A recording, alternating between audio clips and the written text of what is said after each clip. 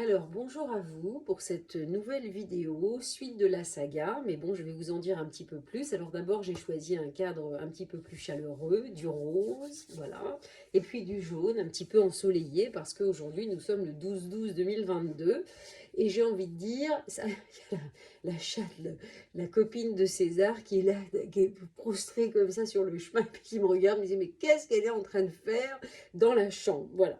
Et donc, voilà, j'ai choisi toutes ces petites couleurs, voilà, pour nous réchauffer un petit peu. En cette journée où évidemment, ben, comme chez vous, il fait très froid et là on a du -3, -4 au cœur de la Bretagne, au Kistilic, on n'est pas beaucoup habitué à ça. Alors, j'ai eu un peu de mal à revenir vers vous finalement, encore avec une nouvelle vidéo, dans cette fameuse saga que j'ai prévue à un moment donné, qui m'a été inspirée comme beaucoup de choses.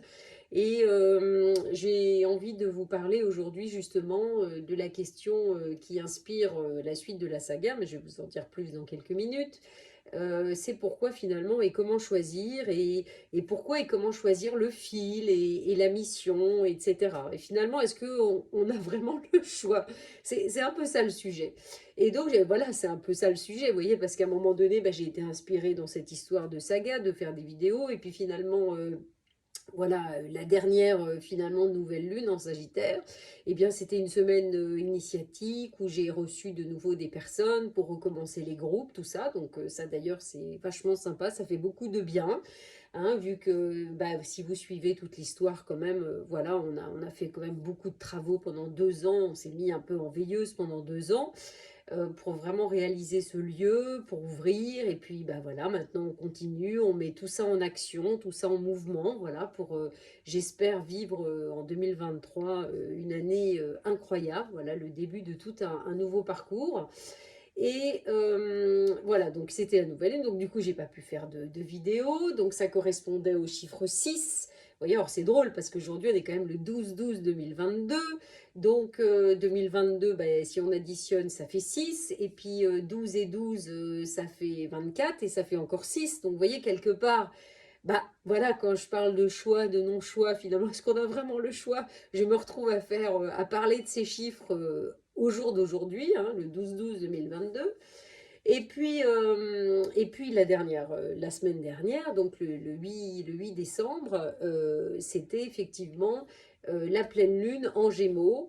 Donc quelque part, voilà, qui nous mettait face finalement, enfin normalement ça aurait dû correspondre avec le fameux chiffre 7 du chariot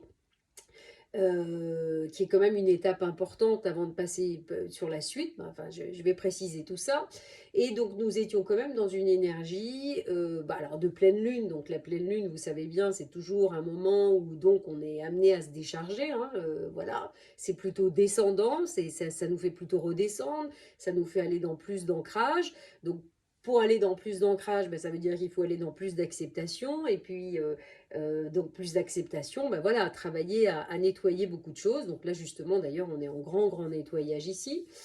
Et qu'est-ce que je voulais vous dire par rapport à ça? Et donc c'était le Gémeaux en face du Sagittaire. Et donc c'était fort intéressant parce que le Gémeaux est un signe, voilà, qui pense beaucoup, qui parle beaucoup, mais qui des fois a du mal à agir. Vous savez, tous les gens qui sont nés au mois de juin dans le référentiel de naissance, leur quête c'est le 6. Et donc quelque part c'est l'amoureux, c'est l'engagement, c'est la décision en conscience. Et à un moment donné, je me décide à me mettre vraiment en action et à faire, à être dans l'action et pas simplement la pensée, gna gna gna, je pense, je parle, je raconte beaucoup de choses, mais finalement je fais pas grand-chose. Voilà, ça c'est un peu le défi du Gémeaux.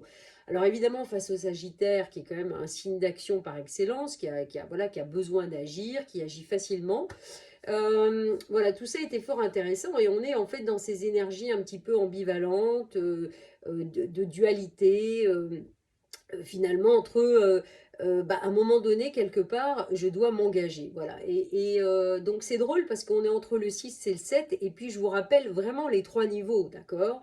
On a les trois niveaux d'action, c'est-à-dire on a le niveau du 1 au 7 dans tout chemin de vie. Et puis j'ai envie de dire, vous savez, le chemin de vie c'est pas un chemin qui est linéaire, c'est pas un chemin qui va d'un point à un autre, c'est quelque chose de circulaire. Et c'est comme si on circulait en fait, vous voyez, c'est pour ça que il y a toujours des roues, en fait, des formes de ronds. pour des roues de médecine, pour plein de choses en fait. Pourquoi? Parce que finalement, on est dans un fonctionnement qui est circulaire et qui en fait, vous voyez, plus ça va, plus quelque part, on rentre à l'intérieur, on rentre en profondeur. C'est toujours finalement un mouvement circulaire avec des différents niveaux de profondeur. Vous voyez, et c'est pas pour rien que finalement, quand on parle de géométrie sacrée, voilà, entre le nombre d'or, la courbe de Fibonacci, etc. Et bah, en fait, c'est toujours des histoires de courbes, de rondeurs, donc des choses qui nous ramènent à la source, en fait, hein, vous savez bien.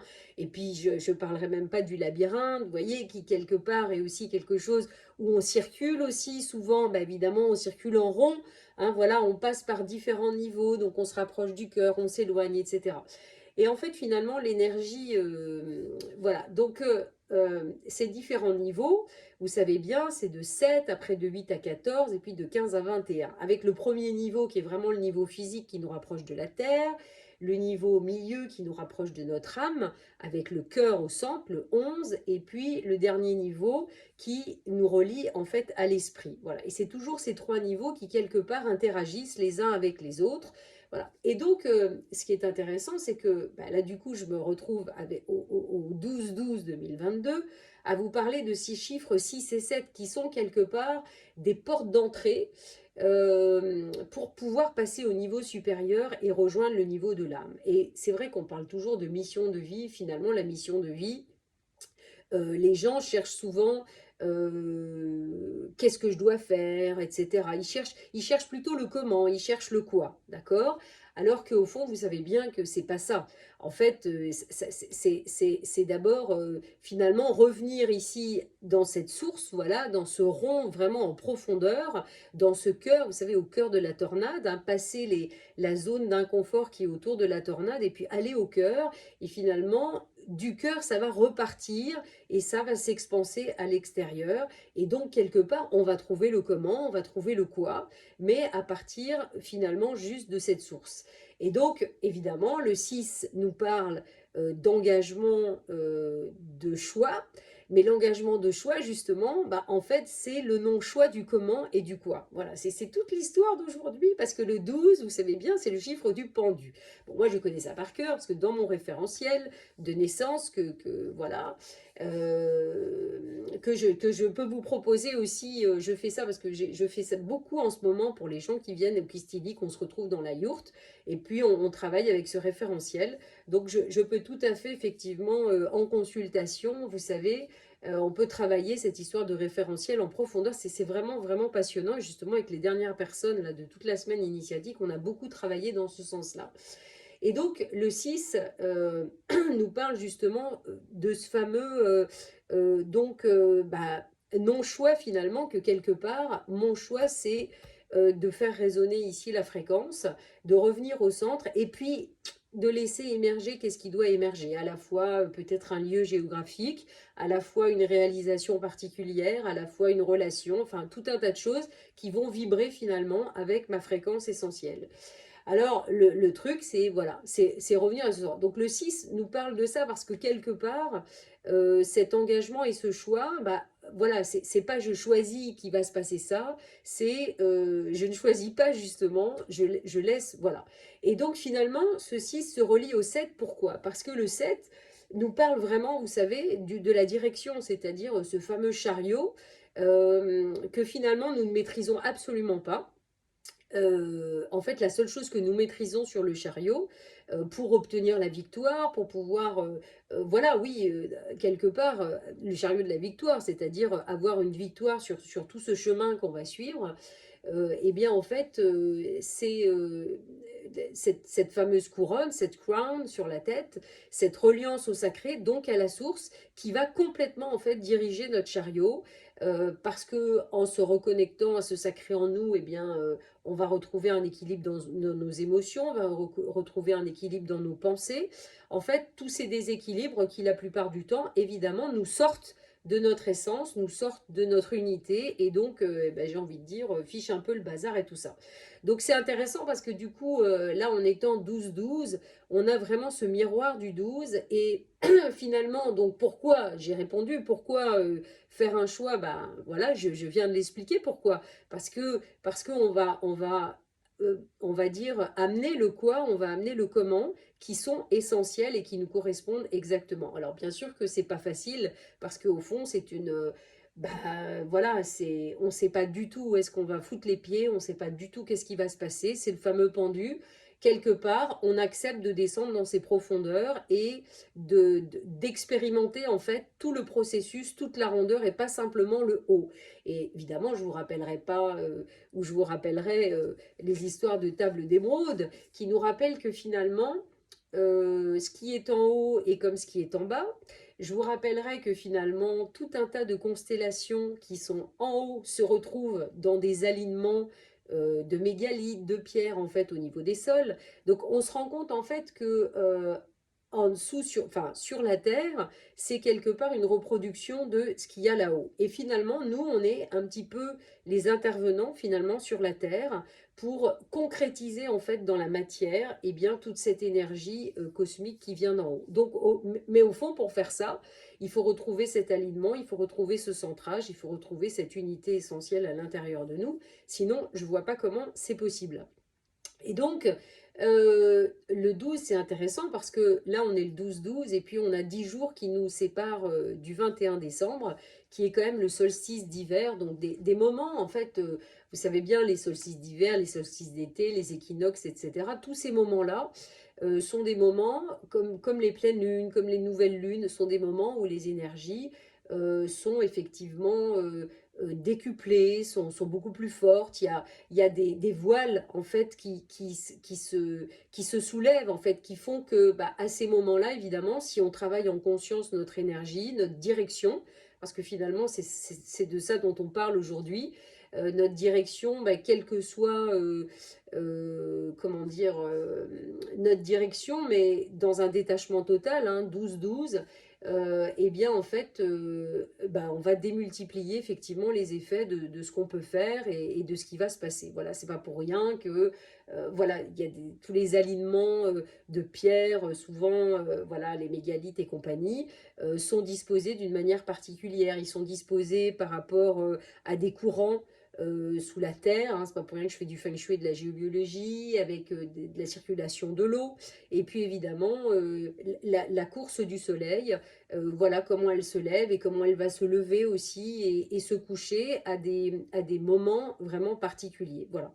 Donc finalement, qu'est-ce que j'ai envie de vous dire? Ben, j'ai envie de vous dire, de vous poser la question. Vous voyez, le 21-12, quelque part, qui va être euh, en fait, en comparaison en fait avec le 21 juin, qui est quelque part l'apogée, le solstice d'été, l'apogée vraiment de la lumière, et ben là on est en fait, on se dirige vers l'apogée de l'ombre, et on a le 12-12. Donc on a peut-être la possibilité sur une dizaine de jours, et bien en fait de travailler vraiment quelque part tout ce qu'on ne veut pas voir, parce que le pendu, voilà, c'est encore une fois, c'est celui qui va regarder en dessous, mais parce qu'il va réussir à regarder en dessous, vous savez bien, c'est la fameuse quête de l'envers, le pendu, la quête du pendu, eh bien, il va nous permettre de trouver le monde en face, qui est évidemment la réalisation ultime, le 21, l'unité totale avec les 5 éléments, les 4 éléments en nous et l'élément du centre. Voilà. Donc, je voudrais vous dire que, en fait, qu'est-ce que je veux vous dire par là? Au travers, moi, de ma propre expérience, je crois que si on veut trouver ce 21, si on veut trouver cette réalisation, si on veut trouver cette unité, au fond, on n'a pas le choix que d'accepter de passer par ces profondeurs, donc par ces expériences qui sont souvent extrêmement, qui peuvent être extrêmement difficiles, extrêmement compliquées. Pourquoi? Parce que au fond, elles vont nous obliger à travailler le détachement. Voilà, c'est toujours la même chose en fait. C'est à travailler l'acceptation, à travailler le détachement.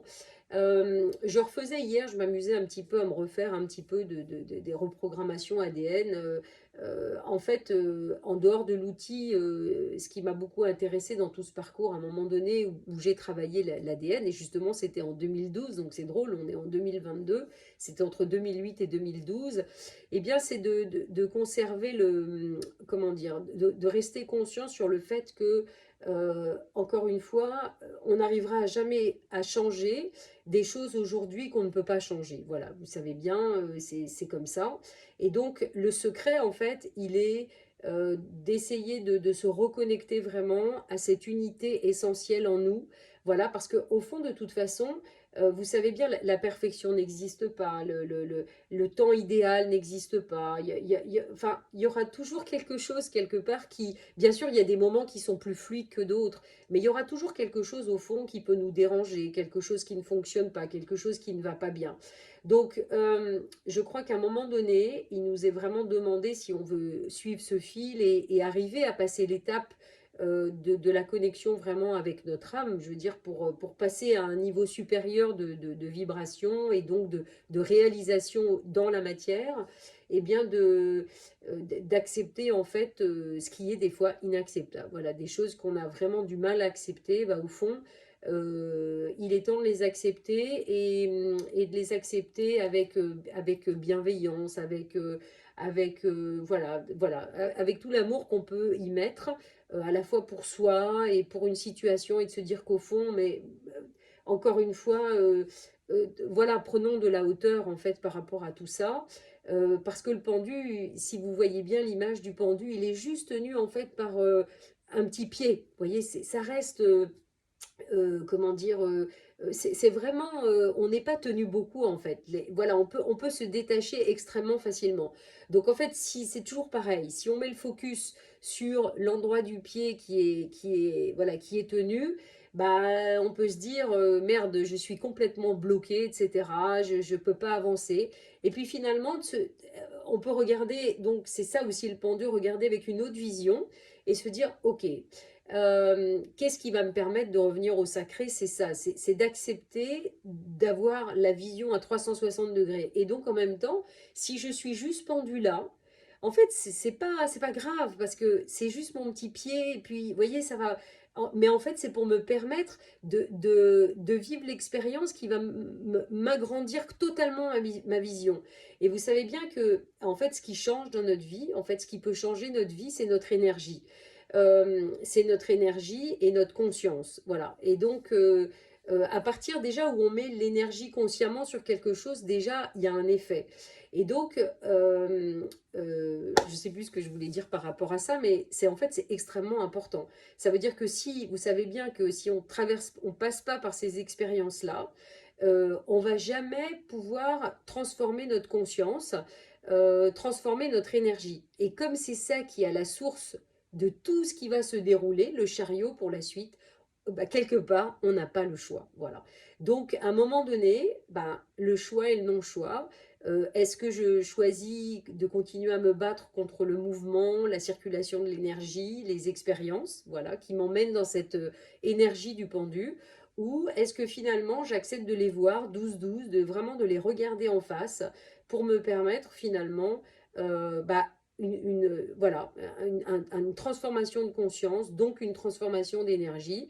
Et probablement, eh ben, la roue tourne tout le temps en fait. L'énergie, elle est tout le temps en mouvement. Donc ça veut dire que cette position, je ne vais pas la garder tout le temps. En fait, je vais la garder tant que je ne vais pas l'accepter. Et à partir du moment où je l'accepte, eh bien, le mouvement va continuer, va se mettre en avant.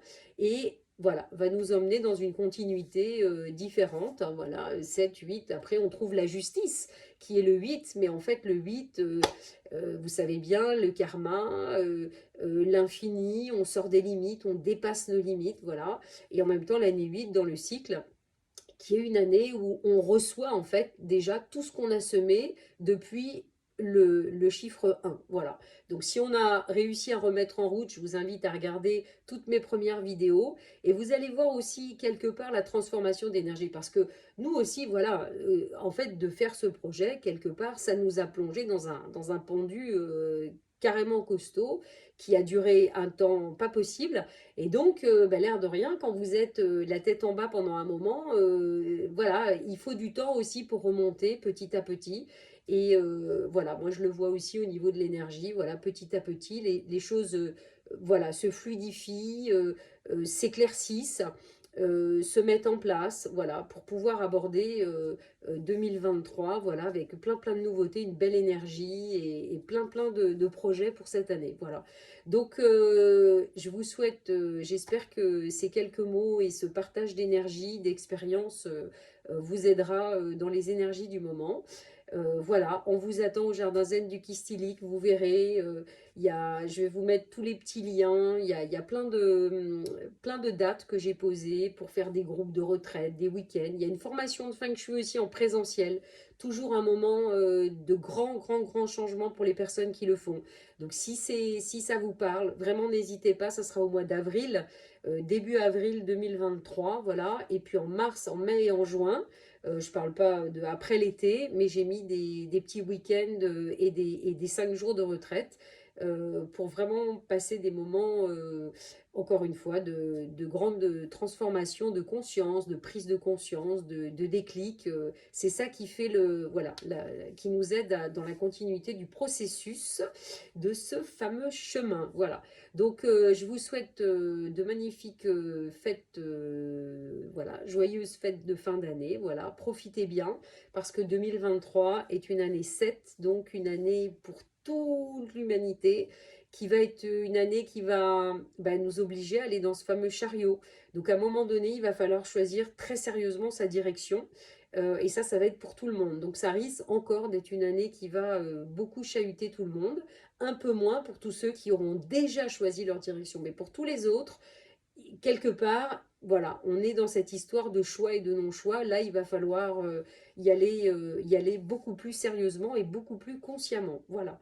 Donc, à bientôt, a priori, en 2023. Voilà, je vous souhaite une belle journée à tous.